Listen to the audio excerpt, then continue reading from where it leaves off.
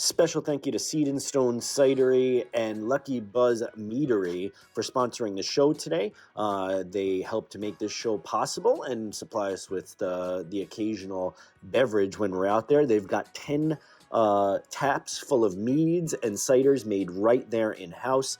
They've also got all sorts of awesome events going on, including an open mic almost every single Thursday where you can come out and show your musical talent. So all you songwriters out there, stop out and grab a cider or a mead and tell them that the Songwriters Couch and the Patrick Joanne Band sent you. Again, Seed and Stone Cidery right here in Rochester, New York. Go out and visit them and let them know we sent you. Thanks, guys.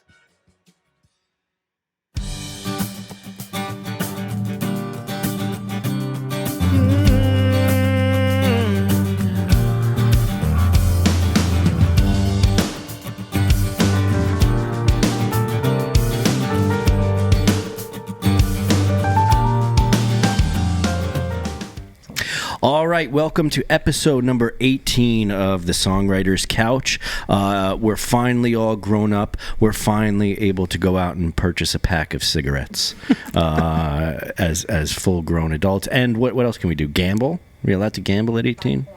Yeah. What can you? Oh, yeah. Watch it. Yeah, I mean, watch it when you're younger, but yeah.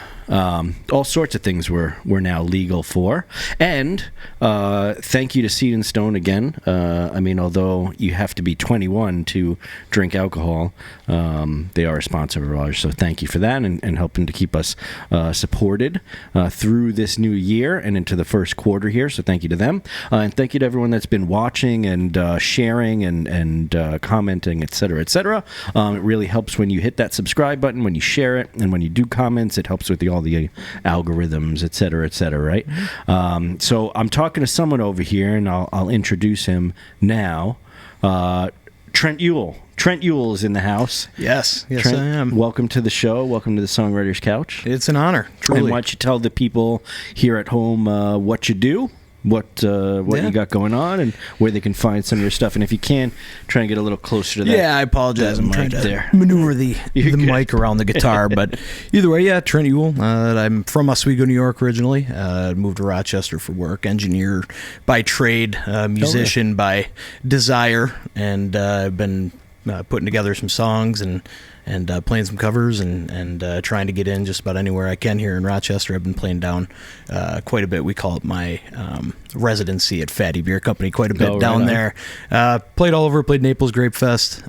Played Jenny Brewery, things like that. You know, I got some Jenny. I got some Jenny in the fridge there. If you want some Jenny Light, I wish. I know it's from like 2 Super Bowls ago. I know. Probably, I started having one of those. You're gonna find me on the floor over there, just laying down. That's okay. It's fun to joke about now. No, Jenny Light. Jenny Light. Oh, okay. All right. Well, maybe won't do anything to you. No, maybe I can have 20 of those. It'd be fine. Not to denigrate Jenny Light or anything. No. I personally, I don't drink a lot of beer. All I drink is Seed and Stone, just delicious cider. And as you can tell, mine is empty here. That's right, full of delicious air, that's oxygen. Right. So well, Allie's drinking champagne straight out of the bottle over there. So I know. You know, it looks we're good, nice and cold, chilled. No, it actually isn't. It isn't. Okay, it's warm. It's been sitting out all night. So that tells you the kind of household we like to have, we like to run here. So why don't we do this? Because we're starting a new segment here, or at least a little icebreaker at the beginning of the episodes from here on out, and we'll see how it goes. And what I want to do is 2 truths and a lie. So have you ever played that before? Yeah, I have. I did just give up one of mine. I was going to say born and raised in Rochester as the lie. Oh, okay. So, but let me rearrange in my head. You know, like the little cup game where they put the, I don't know, whatever under one and they switch them around. I got to do that in my head. What is that called? That's called something. They do it in. You see that like the AHL. Take my money on that's what it is. It's called you're being ripped off by someone highly skilled. So all right. So do you have something? Do you have it in your brain? I do. All right. So let's maybe mix them up. Don't have the lie, up front, or do you have a cat or a strategy towards how you're going to trick me? I don't. I think I got to keep it simple. That's how I operate best. Is just maintain some sort of simplicity. All right. Number 1. Yeah. I'm a triplet. Number 2. I played college hockey. Number 3 is I just had it. Does this give it away?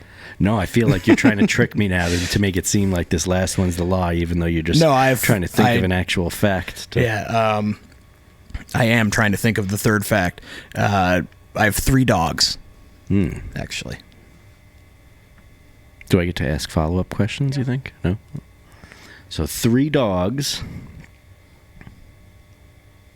played college hockey. College hockey. Yeah.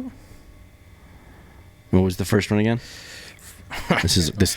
Yeah, I'm a triplet. Triplet, that's right. Mm-hmm. That seems like a big one, though. Triplet. Yeah, I got to call out that one. I'm going to say college hockey. No, I played college hockey. I am a triplet, the one male of the triplet, and I do not have 3 dogs. I have 1 dog, and I thought that was going to give it away just because of the pause and the but thinking about it. I felt like you were trying to trick me there into picking that one. Yeah, believe me, like I said, simplicity is like my thing, and maybe I can be too simple where I am. So are you identical triplets? No. So 2 sisters, Tori and Allie. My one sister did pass away when we were younger. But Allie is what we would call a twin now. Yeah. And she lives in Oswego with my family, and she's not musical, but she's a teacher, awesome 6th grade teacher. I think 4th grade. If she hears this, she will not be happy about that. But it's 4th grade, I believe. And no, she's great. And about you telling the world that she's a teacher. Is that no? I'm telling the world that she teaches 6th grade. If she teaches 4th, I should know that. I'm her brother. Listen, guys don't remember things like that. I remember having conversations with Allie about how I talk to my guy friends too, and sometimes I don't know what they do for a living. I don't know what their last name is. I don't know what their background is. No. But I've known them for 15 years, 20 years. Right. No idea what ethnicity they are. It's if I remember your first name, it's good. Well, there's no doubt. My dad and I were. My dad has this running thing where he has to pull my mom aside, ask her, hey, what's their name? Because he doesn't remember. I call it man's disease. It's like, that's right. You have it too? Does it happen to you too? We all do. So what's good is Allie's now at the understanding that if I know someone, now I'm giving away all my networking secrets. If she's with me and I don't know what their name is, but I know them, and I don't introduce their name, she knows now to go ahead and ask. Oh, my name is You're a good team. That's my fiance does the same thing. Because I could have gone with that. I could have led with fiance, something involve her in some matter. I'm sure she'd like to hear that. But she's great. Zoe, hello. All right. Oh, so you're getting married? I am. Yeah, September. That's a good Kettle Ridge down in Victor. Oh, right on. Yeah, it's the 28th of September. How is that? You said Fatty Beer Company. How is that place? Yeah, it's great. So 2 guys, Zach Kadar and Jeff. I should know his last name, but his name's Jeff. Man's disease. They're great. It's a really nice new place down in the apartments off Union. Okay. Across the street from Lily's, I think it is. Where Finger Lake Rock Brewing was. And Nirvana's there. And they do a great job. Mug Club, they have drafts. They don't make their own beer, but they've got a massive beer wall. And, it's good, just a good place, good vibe. Really well lit and fun atmosphere. Yeah, those kind of places, like the low-key places, I find to be so much fun to play. Because you can just sit back, you play some covers, some originals or whatever. Right. And everyone's kind of drinking. You're kind of background music, so you don't have to be like performer necessarily for those type of shows. So I always dig them. And usually they'll pay all right, too. So for anyone starting out, too, those are usually pretty good gigs, coffee shops and breweries and wineries and stuff, right? Yeah, I mean that's kind of where I've started. And again, we'll probably get into it, but I've been playing since I started teaching myself in August of 22 guitar. Oh, really? And so that recent? Yeah, and I kind of would bring my guitar to work, and I don't work at this company anymore, so I'm not outing myself. But I'd bring my guitar to work, and I'd if there was... be careful these days. They're letting go of people. I know. Sure. If they hear that, it might not be great. But anyway, I would bring my guitar in and just sit and go through it day after day after day. 4 or 5 hours at a time. Bring it to lunch and go out and play, and it's just something. I think prior to that, I had told my fiance, and I had forgotten about it, Zoe. If I don't learn guitar, it'll be the one regret that I have on my deathbed type thing. And it would be. Growing up, it was, Jim Croce and the band and Lynyrd Skynyrd and all those. And then I kind of drifted towards the James Taylors, those type of guys. And, I was just infatuated. I would sit, my friends hated me. I'd sit in my car and I'd listen to the same song on repeat because I just, there's something with singer-songwriter, acoustic guitar that obviously it's connected with a lot of people and, people are very, very into it, but that was just kind of my thing. And so, did you know piano or anything before you took up the guitar? No, no musical. I played drums when I was in 5th grade or something. I'll say for you only being, what was that, 2 years, right? Since playing guitar, it'll be 2 years, good, in August. Oh, thank you. And I appreciate you write your own songs as well, right? Yeah, I got in. It's funny. I would get into work and the first thing in the morning I'd sit down. I used to. I'm kind of outing myself as a pig, but I'd go get a couple of coffee cake muffins from Dunkin' Donuts. Oh, delicious! And then I'd sit down and have coffee and Wait, coffee cake muffins. Yeah, it's like cinnamon, cinnamon top. It's like crunchy. Oh my goodness, they're awful for you. But see, my thing is the apple fritters. Oh, you like apple fritters? And I used to work back in the day at a Baskin Robbins / Dunkin' Donuts, right? A long time ago. And one of my favorite things, they would come out my fat cells are tingling right now thinking about it. But when they would first make the bow ties, and they'd come out and they'd first ice them, so they'd be warm in the center of them, and oh, dude, you're making me salivate as we sit here. I'm on a diet. So sorry, I've been fasting. I didn't mean to interrupt your story. So you get some coffee cake donuts. Yeah, and I would sit down at work, and this was even before muffins, I should say. Yes, I apologize. But better get that right. It's very important. That's right. Then I get some coffee, sit down, and I got really into, I saw, this could be controversial. People don't love him. Some people love him like crazy. But Zach Bryan is this new, country indie type artist. And I remember back, I was seeing a video of the guy online, and he's sitting there and he's playing guitar and he's sweating by a fire in Florida. And I'm like, well, that doesn't make any sense. Why you have a fire in Florida? Whatever. It's the aesthetic. And he's playing the song, and I'm going, this is a really good song. And I'm looking at his hands, and I'm going, those don't seem to be terribly intricate chords. You know what I mean? And I said, I think if I just put some work in and started, I could probably write my own music, and, maybe it'll never be like that, but, at least I'll have done it, and it's something that I enjoy doing. And so I put a lot of time, and people are always like, how did you do that so quickly? And it's just, I really, really liked it. Yeah. It's amazing what a desire to do things like that will, you just spending the time and wanting to put all your time into training yourself into some sort of a skill. It takes effort, and it takes a lot of frustration and all that kind of thing. But in the end, now you're writing, writing your own music and all that. Was anyone in your family musical or anything? Or no. My mom was an art teacher. All right, so sort of. So I guess, kind of, right? In a sense, but nobody artistic. Nobody played an instrument. Nobody in my immediate family actually that's a lie. My mother's brother, who has since passed away, he was big into the Alabama Shakes, Drive-By Truckers, and I think he played guitar and he played harmonica. Oh, nice. Maybe he didn't play guitar. I can't remember. I was young when I went and saw him play. So he was really the only one that I saw in my family able to kind of, portray what I was like, that's something I could do. And I played hockey forever, real, intense. Went and played juniors in Canada, lived there for a year, lived in Lake Placid for a year, and then went to college. And so a lot of that time was taken up with that and partying and, that type of thing. And so let me ask you this. How old were you when you first started learning guitar?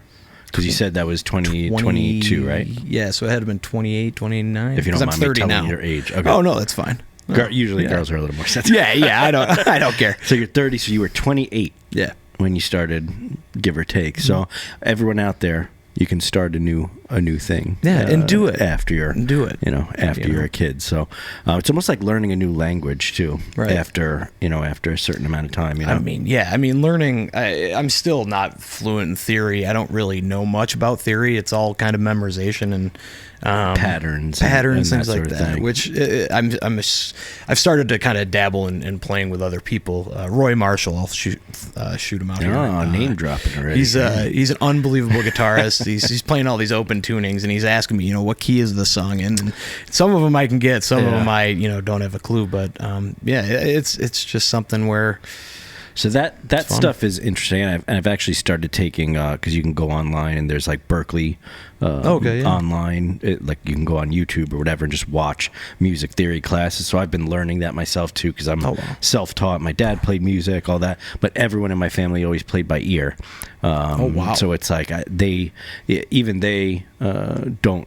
don't necessarily know all the technical stuff, even though they can play stuff and they can, get into it. So I started learning that because a few members of my band are very like technical. Know a lot of theory and that sort of thing. So it helps when you're trying to communicate what you're trying to do. Yeah, to be able to actually talk to that. Yeah. But it's always so tedious for me though, like learning. How do you find it to be that you're picking it up? Man, I have to watch a part of the video and then go off to something else and distract myself and then come back and then watch it, and some of it sticks, and then I have to watch it again at some point. And still, like the thing that I learned the last time is about major and minor scales and how those are built. And pro tip here, there you go. So generally a major scale is going to be a whole, so from whatever the key is of the song, right? So let's say it's in G, so it'd be a whole step, a whole step, a whole step, a half step, a whole step, a whole step, a half step. That would be the major scale of whatever key it's in, right? The minor is these, you flip them. So it'd be a whole step, a half step, a whole step, whole step, whole step, half step. Yeah, it's simple, but then when you start to break down, though, my problem is that, okay, that's great in theory, right? But then you have to know what those notes are every time you're... So as I'm playing, I'm not really... I've memorized patterns. I can kind of hear if I'm off with regards to it, But I'm starting to... I mean, that's something that, it's amazing. You hear like, I don't know, this is just Luke Combs. I had just heard this through videos. I'm not like the biggest Luke Combs fan, but... you don't have to, he was wearing a Luke Combs t-shirt under his sweatshirt. Yeah, and listen, he's very talented, and he's an awesome musician, his great singer. Has a rap. Yeah. Luke Combs. It's the Luke Combs bus tour rap. Right? Yeah, and I got my lights on top, and I'm driving in front of it and escorting him through. But he said, he doesn't know theory. He knows. I think he started playing guitar when he was 24 or something like that. Oh, really? And so, it's things like that. You hear those things and you go, I think I could do it, Yeah. But again, fluent, like the theory and fluency on the fretboard, I'm not there yet, but one day, hopefully, I'll just keep with it. It does help. I mean, I feel like it does help with, like I said, especially if you're in a band and you need to communicate what you're, you're trying to do with the rest of the band. It's helpful in that regard, but it can also get in the way sometimes, I feel, in situations where you're, especially songwriting, because you can fall into, and I find myself doing that sometimes with structure of song, right? Yeah. So I know... typical song, I mean, to make it super simple would be verse, chorus, bridge, chorus, and then an ending or whatever, right? And you can make that more complicated, like intro, like pre-chorus, pre-verse, that sort of thing. Pre-verse. That's what they used to call me in high school. Pre-verse. It's probably because the audio is peaking. That's all right. Is that from my side? I'll use the... No, you're good. I think I just have the volume that goes right into the camera a little too high, so we'll fix that. That's another fun thing. I'm recording it separately there anyway, so... Okay. One of the other things I do want to talk about is the fact that we had to postpone this. Yes. And I don't know if we're even allowed to kind of talk about this, because I know the national... The United States Yeah, whatever throws that thing at your phone. Football, thing. Oh, the That's NFL. We don't say the name. The game with the ball, the pigskin ball. That's the no fighting I don't know if league. we're allowed to even mention their name. They're pretty litigious, I think. Yeah, I'm sure they'll be searching the internet, YouTube algorithm for this one. The reason we didn't have this episode and record it on Sunday was, one, the weather here was terrible, right? Yes. But then secondly, we were like, okay, well, let's move it maybe till Monday, and then realized, oh, wait, and I just happen to have my only piece of football gear on here for the Bills. Who ended up playing on Monday because there was that giant snowstorm. They actually moved the game, and so we had to postpone this yet again to today, right? Yep. But luckily for any of those people who are Buffalo Bills fans, they pulled out a victory. So are you a big football person? Or no? So through college, I played hockey, so we were gone every weekend, and there wasn't a ton of sitting down to watch football games. If my buddies were watching it, I would. Typically, I was nursing a hangover, and eating terribly. And can I swear? By the way, okay, eating like shit, and probably having some more beers to cure that, and then getting ready to go to class the next day. But as I left and came in, and I apologize to Buffalo Bills fans who are lifelong sufferers and have dealt with that for I like how you label that lifelong sufferers. Yeah, believe me, I've seen the 30 for 30s and all that. But since I moved to Rochester, a lot more time, as it turns out, when you leave college and you've been kind of structured through with hockey and everything. We took it very seriously. We were not a very good team. I went to SUNY Canton. We weren't like world beaters at our we just weren't great. But we did, you're very structured. You got to kind of go to practice. You're working out, that type of thing, class. And so anyway, there's a lot of time and kind of got involved in my, met people here. And then as I kind of got into it, now I'm like super hardcore into it. And my fiance hates it because I'm yelling at the TV and that type of thing. Yeah. But what a win. I mean, the scene, there's nothing like Buffalo, people talk about the Bills Mafia and they're like, everybody's always like, they're amazing, but you don't really understand until you see it in person. And I think now that they have the superstar, Josh Allen in there, I think there's someone to like root for on the team that's a star, a superstar, and or he's likable. I don't know, maybe. Well, who knows? To some in people, person, right? Like if sometimes you meet people, you're right, like that, and then you're like, oh, that guy's a fucking asshole. I know. Not to say. Well, yeah, I know. That'll be an interesting mix of people. I like how everyone. He is. Yes. Well, I got a bone to pick with Miss Swift anyway. So yeah. Yeah. So what is it? So she was on the Grammy ballot at one point, along with one of my songs, and I think she ended up getting the nomination and the win on it. So it was a close tie at first, but she just eked by me in the rankings. So. Wow. I'm coming for you, Taylor. Coming for you, TC. TC? Wow. No. TS. So you wrote a song that was up for nominated? Yeah. Oh, wow. Well, it wasn't nominated. It was on the ballot. So basically, for anyone that doesn't know how the Grammys work, you can submit a song, and then it can go on on the actual ballot, and then people can vote on it. And if you get enough votes, the top whatever it is of that category, 4 or 5, whatever, then get nominations, right? Okay. Most votes. So the actual ballot itself doesn't get voted on. You do have to qualify for the particular category. That's why you hear sometimes rumblings about musicians saying, "Oh, well, we're in the wrong category," or "Why is my song in this?" In the rock versus the pop. It should be in the pop category. It should be in this or that. And that's because when they submit it, they're submitting it, and the Recording Academy people that kind of scan everything or listen everything to make sure are basically saying it's in the wrong category, and so it's in somebody else's hands. Moved, so, did you lose the camera? Do you want to fix it? Yeah, we're good. Let me see. Is it back on? All right. We're gonna pay. Let's pay sole attention to the producer and just stare. Yeah. This is good. We'll ask her questions. This is good content right here. Just troubleshooting. Hey, listen, and that's another thing. So before we move on from that, so Taylor Swift is going to probably be here in Buffalo because I'm. Who's the Chiefs? The Chiefs, right? Are going to be. That's the next game. Is it next week?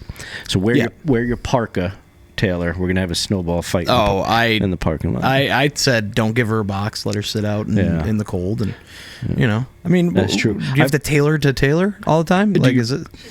Do you ever go to the games? So I've been. No, I actually haven't been. Have I been? No, I haven't been to one. I've been wanting to, and the thing is as I stopped drinking, Yeah. As we've talked about, I try to stay away from the tailgates, that type of thing. Yeah. It's not that I would like go crazy and have a drink. I just plus it's just cold and without the alcohol. Then I'm freezing like, and I'm not having like the greatest time. So Yeah. I'd rather sit and watch on my TV in my house. Yeah, But, I hear you. I'm in the same boat. My friend Dave, David Schneider. Big shout out to Dave Schneider. He's a big Bills fan. He was at that game yesterday or whatever it was, freezing his butt off. I'm like, dude, you're absolutely crazy. But he got a few years ago. I think I had won Bills tickets or something at my day job, so I had gotten free tickets. And it was November, so it wasn't like terribly cold. Yeah, but if you're out there for a few hours, and you're not that into the football game, right? It gets old. You're ready to leave, and fast. not everybody's ready to leave. Those metal bleachers they really are conductive on butt cheeks. Yeah, it's not the best, and all your heat. Yeah, and then you're right on top of other people, and you're kind of like, this is not. But I don't like the raging drunk people. I'm just not into. I'm too old for that now, and I can't. I'm like, if I can go to a bar or something, or I can just sit at home and watch it. I'll get into it. Yeah. As a matter of fact, I got my sister-in-law Joanna and my brother Chris into the Bills. They're completely not into football or anything. And but I have a projector screen. I saw that comes right down here. there. That's awesome. Projector, they can't probably see that, but we watched it on there, and it's a whole different experience when you're watching it on. I bet. A giant screen. So my sister-in-law's like, yeah. I'm gonna start screaming and stuff. I'm gonna start sneaking over here during Bills games and be like, you're welcome to come over. I think next weekend. What is it? A away game, right? Yeah. No. They're playing Buff. First time that Kansas City's gonna come. By the way, we're losing the entire audience here of everyone. Yeah, right. I know. Everyone watching it. It's like, I don't care about football. Yeah, usually musicians are like, listen, you got to give the Bills when they get something good. You got to enjoy it. You got to be proud for Buffalo. As a matter of fact, the episode right before this was Josh Ketchum. Yeah. He could be like a fake name for Josh Allen. Ketchum, right. Yeah, I thought that, and he was wearing all his Bills gear and stuff. So. Oh, okay. Well, when I met him, maybe he's why they won. Hey, listen, lucky fan, I guess. This show is the reason why the Bills won and will continue to win. So if you want the Bills to win, you need to share this. Oh, you need to share this. I'll be sharing it. Don't worry. I'm not worried about jinxing. Subscribe. Drink Seed and Stone cider. That's right. Listen, I got this. I'll end it with I got a weird feeling about this shit. Yeah, they kind of went through that turmoil in the middle of the year. I think they've learned to win close games, and yeah, that was again, we're gonna lose probably half the audience, but it was really strange because they were really falling behind. In this last game, it looks like they were playing with high school kids on the other side. Yeah, which is crazy. Yeah, it's. Maybe it was just they were in their element now, finally. The snow and the freezing cold, the 10-degree, weather or whatever. So anyway, go Bills. Yes, go for Bills. anyone that's a Bills fan, and if you're not, go whatever team you like. Kind of, maybe not, whatever. Unless you're a Chiefs fan. NFL, please don't sue us for just saying the word NFL. I know. We're really not. Sorry. What's that? Can you? Okay. I know. I used to own a bar, and used to have to, if you had any kind of event, you would have to call it the big game. You couldn't reference it as in any social media or any advertising or anything. Just a corporate monster, as the Super Bowl or whatever, and you couldn't reference the NFL or any of that stuff. So, yeah, that's unbelievable. Yeah, because they want their cash out of it. But they don't have enough. Anyway, let's get back to music. Yeah. So you started learning guitar in 2022, but then obviously there was a bit of a time where you had to learn how to play. How did you start? I mean, I know you said in the morning you'd kind of get a couple of muffins or whatever, and that's generally how I write too. I'll wake up in the morning, a cup of coffee. I feel like my brain is kind of fresh at that time, and things tend to flow easily. How did you approach starting to write your first few songs, I guess? So I had tried while I was learning. I wasn't ready to put anything together, but I had tried to throw something down, and I said, this is not going anywhere that I think is going to be good enough to actually play in front of someone.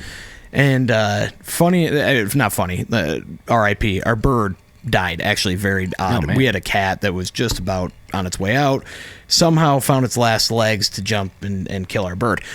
Anyway, RIP. So I apologize. A little dark part of the podcast. Well, I will say that. Well, it's both dark and inspirational. Yeah, right. On the cat's last hurrah. Truly. Yeah. Truly. I mean, this cat we found him on the street. We had him for a year. We extended his life a year, and my fiance was, she's an animal person. So am I, but she basically gave him, a year of an amazing life and that type of thing. And so that's awesome. But anyway, the bird died, and I didn't have a ton of attachment to it, but my fiance did. And what kind of bird was it? Parrot? I have no idea. It was small songbird. And you want to know why? Is because I named the song for a Songbird. And I started writing, and I'm like, this is actually pretty good. And then I kind of got into a flow. It was almost like I wasn't writing it. And that was the first time I experienced something like that. Where like... Let me ask you this, too. Were you writing it? Because you said that you weren't that attached to it, but your fiance was. Were you trying to be in the mindset of her emotional state about it? Yeah. Does that make sense? Yes. Yeah. Yeah. And she's, again, really attached to the bird. Her father gave it to her. And so I knew how much it meant to her.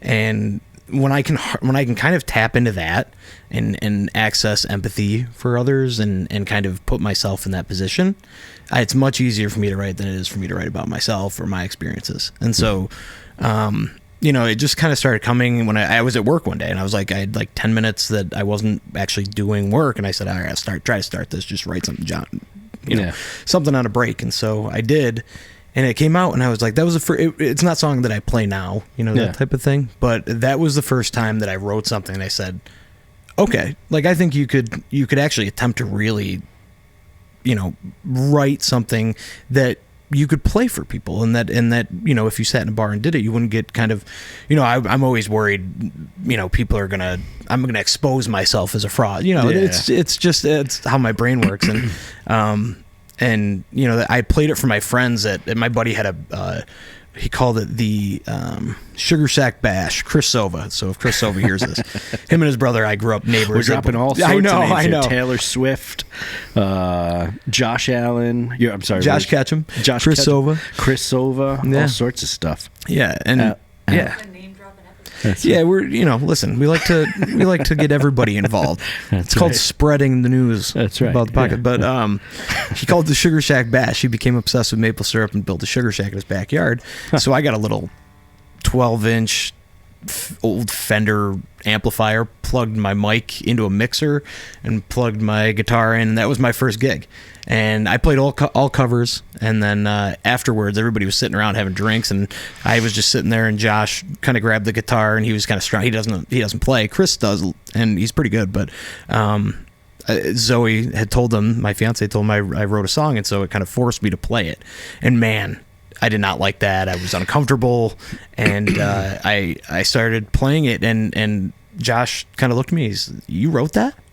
And so I was like, okay, so people don't think that this is something that's kind of, I don't know, Mickey Mouse, I guess, in a sense, where it's not, it doesn't invoke anything in anybody. So that's really a great feeling too. The first time someone like is surprised, like, like when they ask what song is that? I feel like I know that. Right. Sort of. It's always a compliment because it's like, and you're like, they recognize it as being something that's,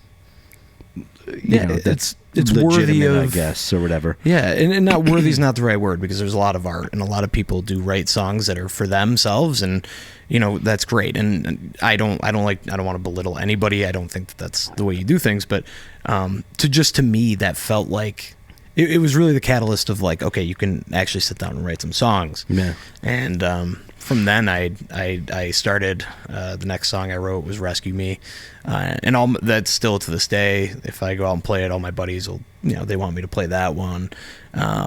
These Nights was another one that I wrote early. Just a lot of kind of things that were happening in my life at the time, and was able to pull a lot of inspiration from that. And is it so you tend to write at least lyrically from experiences? Is that generally like where? Yeah, I try to. I find it very hard for myself to to pull from things I don't know.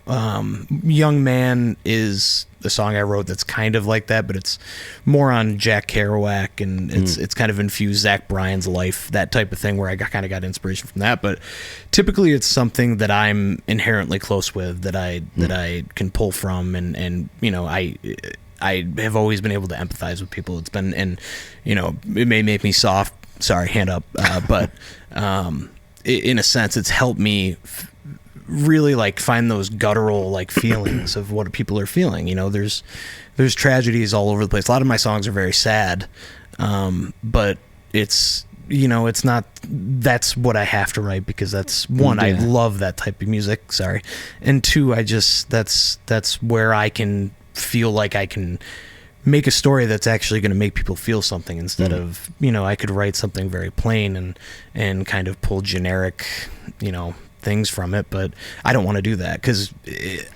when I'm singing a song, I have to really feel like I'm trying to like punch you in the gut with what I'm doing, or I can't feel connected. It kind of falls apart. And that's really, you know, the Jason Isbells, the Tyler Childers, you know, those type of guys, but mainly Jason Isbell. Do you feel that that you tend to write or now tailor, so you had made the statement about someone saying, oh, you wrote that or whatever, right?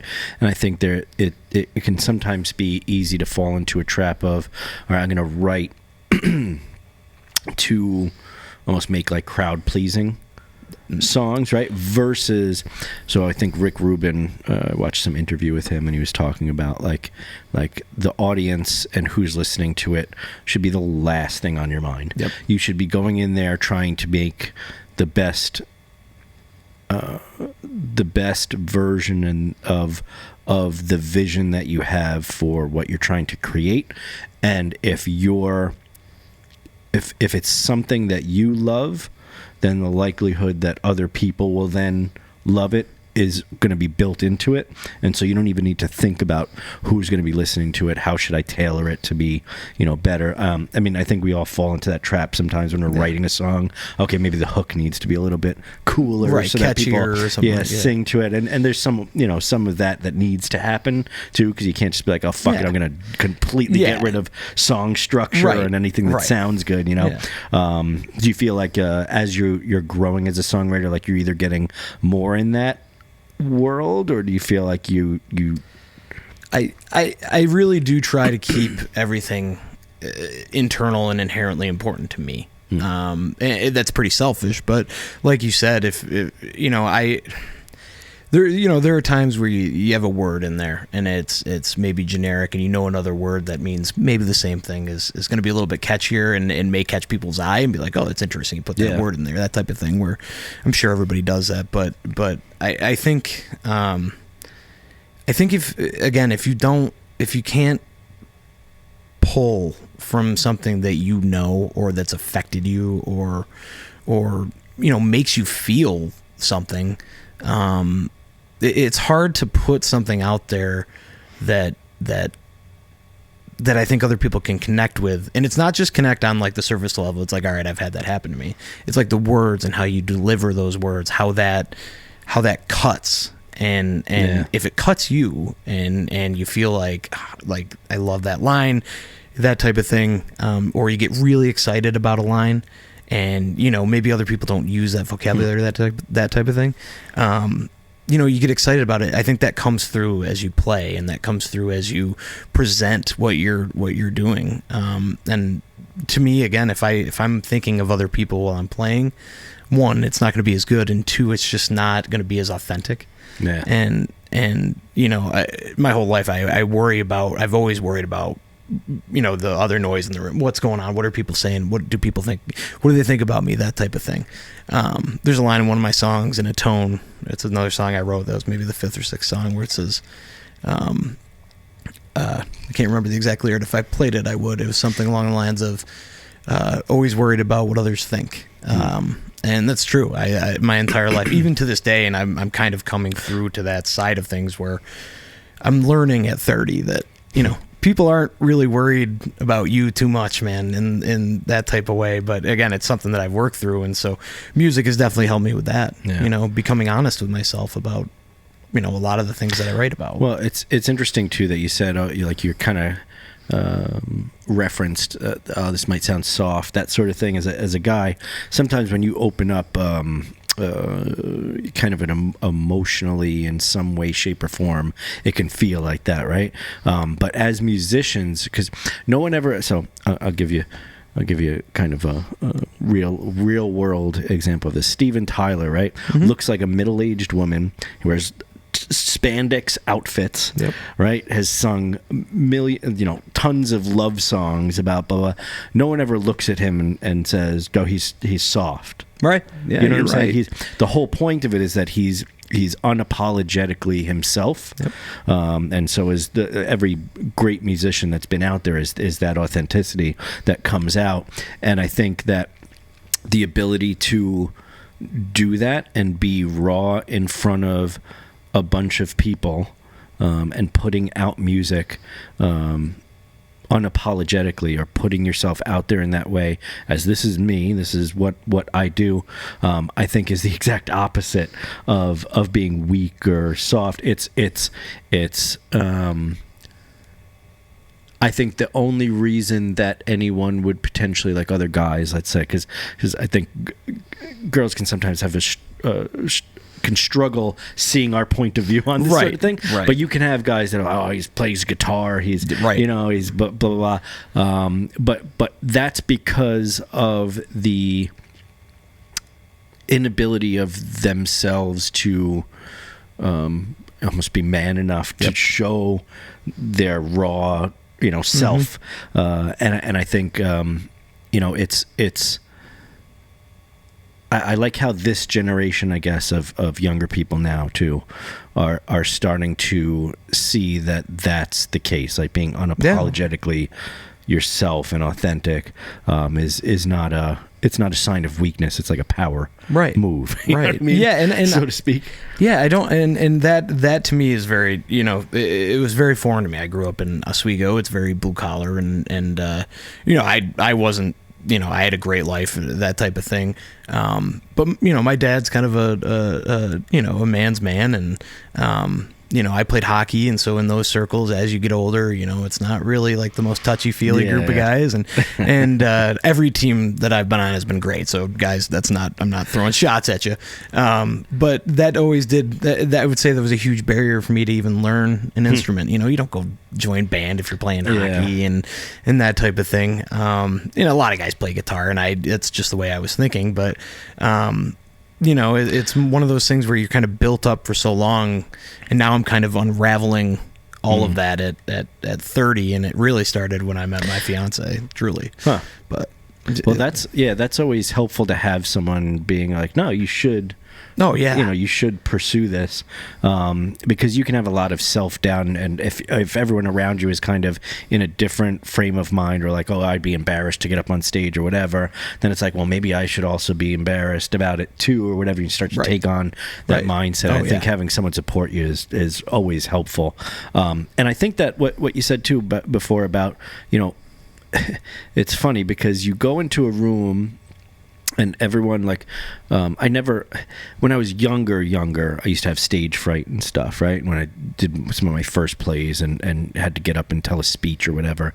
But as I've gotten older, that's all gone away, because I've realized the same thing that you kind of said, where everyone's got their own thing going on, and 90% of the time they're not even paying attention to what you're doing, or they're in awe of the fact, like if you're on stage and you're playing and you're doing a good job, a lot of times people, even if they're not looking at you, they're listening to you. And I've said this on the podcast too. You see, my favorite thing is seeing someone having a conversation with someone else, like let's say at the bar, and they're both kind of tapping their feet. Yeah. They're not looking at the stage. They're not paying any attention, but they are subconsciously. It's like part of the experience that they're having. Right. But to think that you're going to get up on stage, and there's this like fantasy, this bad fantasy of getting up on stage and everyone pointing and laughing at you. Right. Look at that idiot up on stage. Listen to those lyrics. Right. Yeah. Oh, what's going on? You got a guitar? Like, I'm going to beat you up in the parking lot after this. Right. But that's never what happens. Right. Usually what happens is you get off stage and people are like, that was great, man. Or at least one person, oh, that was a good song. Like, I really like that. Did you write that? Right. That sort of thing. And I think that, if that's a barrier to someone getting started in something like music or even theater. I think theater's even worse. Oh, for sure. Sometimes for guys too, like to get up there and like do a musical. I've done musicals and stuff. Oh man, good for you. That's like awesome. But I think that's also because my dad was a musician. Like I had musicians and creative people like in my family. So I was like, I saw strong men. My dad was a sanitation worker, and he was a garbage man. You know what I mean? Right, so he wasn't like a soft guy, but he played guitar, played love songs like for my mom and stuff. On guitar. So it was kind of a good. Like I had a good role model of like this is and same thing with my older brother. Like he was definitely rock and roll, you know what I mean? But he was a great guitar player and got on stage and all that stuff. There's something very masculine, I think, about exposing your emotional side and your insides to the public, again, unapologetically, and just saying this is who I am. Right? Got a lot of flaws. That's right. Well, name like 6 or 7 of your flaws right here for the audience. Let me tell you. Let me tell you. Here, actually, I'll play like 3 or 4 songs. But is that accurate? So I like what you said though about it coming out, because we've talked about that so many times about it coming from nowhere, and I've been watching like interviews about songwriters and things a lot more lately, and I keep hearing that same thing, like it's coming from somewhere, and I'm interested to find out where that is, maybe in 50 years when I'm 60 years when I'm dead, 70. Well, depending, in modern medicine, it's pretty good. To like 140, I think that's my goal. So I've been eating my spinach. Yeah, and that's what'd you say? Just outlive me. There you go. Oh, don't worry, we were vampires. Yeah, that was the plan. That was the plan the whole time. But yeah, that's it's funny. I don't know. You should give him the 5. I don't know if that's 5 minutes left. 5 minutes. Okay, but we're gonna have you play something too. Yeah, but okay. But yeah, again, like you're saying, you're listening to a lot of interviews, and as I've gone through this, and one of the things that keeps me going is I'm listening to interviews by Jason, but Charles Wesley Godwin was just on Rogan there, and I listened to that, and I listened to a lot of those interviews, and everybody says that same thing. Willie Nelson said it. He's talking about how he's not really writing the songs. At some point, you got to do the work. You got to sit down and do it and write a ton of terrible shit. But eventually, there is that, and that's happened to me. Is that spark of like, I couldn't have come up with this. Yeah. This couldn't be out of my brain. It's like learning. It's like learning a new. Like I was saying before, like learning a new language. Like the universe is talking in, in Chinese, right? But you don't know Chinese, right? So you can't kind of really. So you're writing like really bad Chinese out, right? And you're sort of getting it, and then eventually you've done it so much with practice that you're able to kind of fluently. Write in that other language, and that's kind of where you end up with songwriting, I think, sometimes, and really anything creative, when you get to the point where it's almost like muscle memory that you're doing versus you forcibly sitting down and going to write a verse, chorus, verse, and it's going to be this story, which there is something to that exercise though too, of doing that. I do occasionally say I'm going to take myself, like I was asking you about you writing from your fiance's point of view. I do like to take myself out and think of either, sometimes I'll look at a news story or something and I'll be like, okay, if I was to put myself in the situation that person was in and to write it from their point of view, it's an interesting like exercise to go through that. And I've written some good, decent songs that are like that. But I think for the most part, it ends up being my own personal experience too. Right. It's one of those things where it's, you can't really, explain it until you've gone through it, and that was a great way to explain it. Like there's a different language, and it's somehow you're operating at that like level, kind of like a flow thing going on. But and it's fun, you know. That's when it gets fun, when you can sit there and you can't wait to show people. Yeah, you know, and that, you know, it's the worst awesome. Though. Sometimes you play a song, so I'll do like open mic sometimes. Yeah. And this is the blessing and curse of being a musician. Sometimes you'll play something, you're super excited about it, and the audience will respond in the way that you expected, right? But sometimes it's not the song itself or the performance or anything. It's just the feeling of that night, whatever kind of everyone's day was like in the room. And so you'll go and you'll be all excited about playing this new song that you just wrote, and everyone's going to start tearing up in the audience as I play it, and you just get zero reaction. You just walk off just defeated. That usually I'll obsess about that moment until the next time I have like a good good response to a song.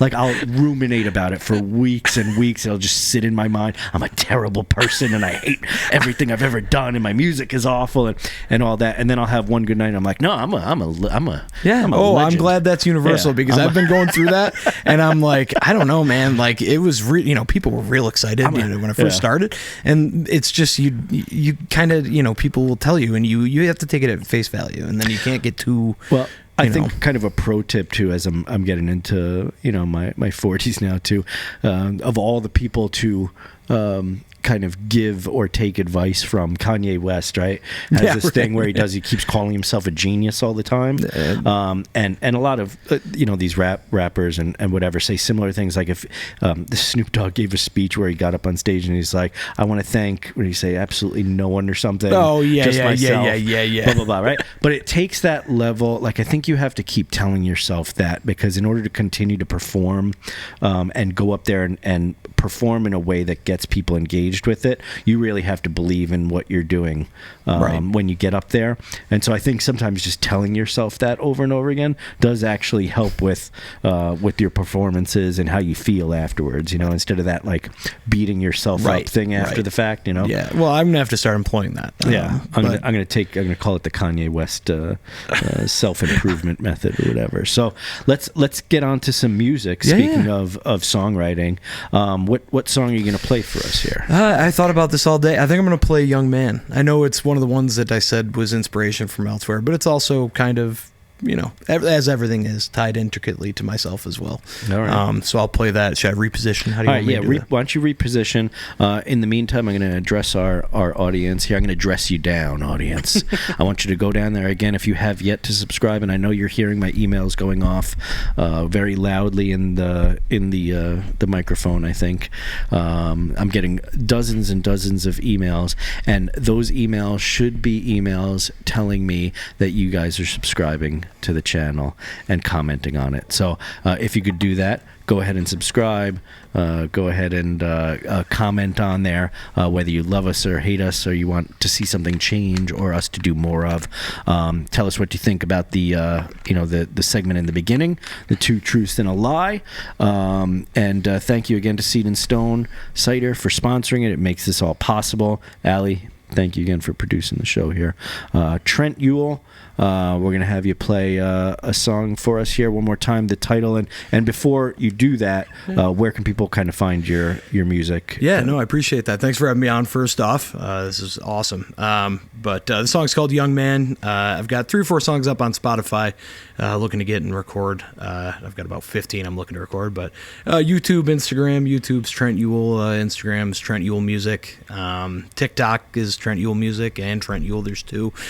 Just kind of trying to throw it out everywhere, and we'll post all the if you can cut to we'll post all the links to your stuff, where you can find his stuff. Awesome. We'll have our Patreon page there, so you can also help us out by subscribing there and giving us some cash there. And we've got, of course, some merch there, hoodies and the like, that you can buy to help the channel and stuff. And awesome. We make them big too, so I know some girls like to sleep in big hoodies, big ass hoodies. So we got them. We got the XXX large size and stuff. So, all right, everybody, Trent Ule. Thank you. This is Young Man.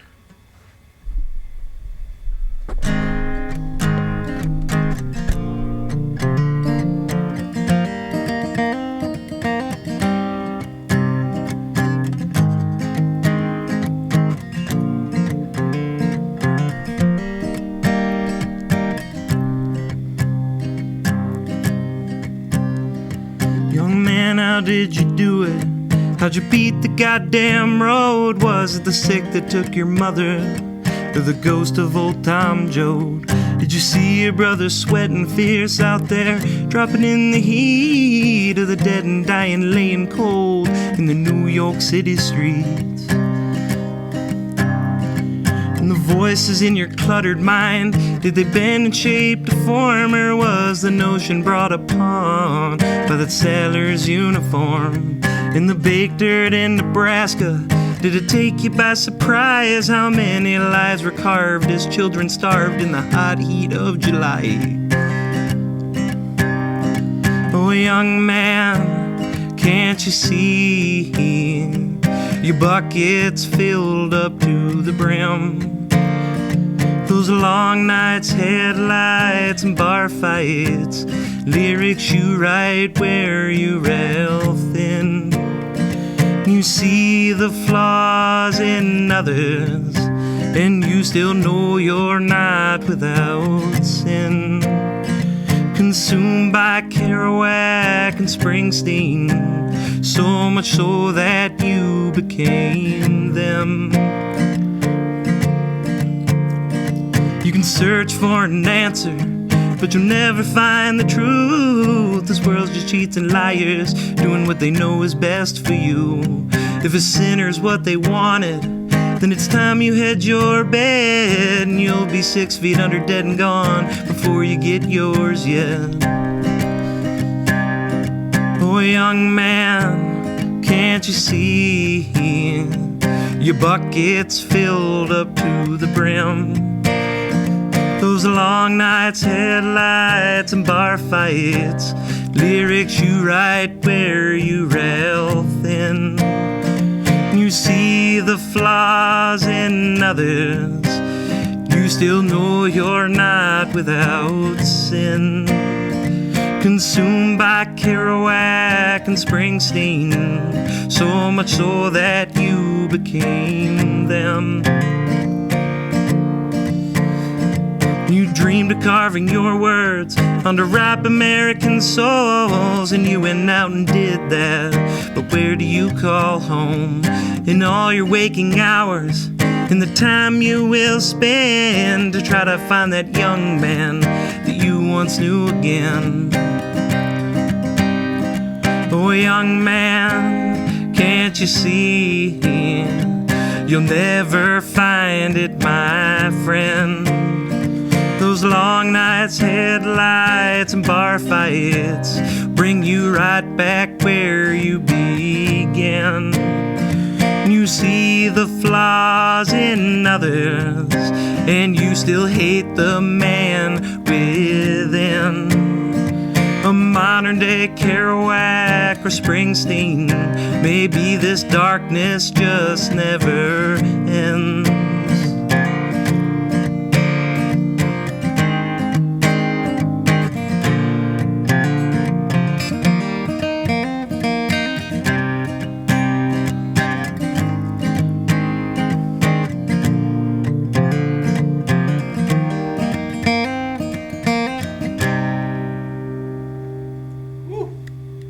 Thank you.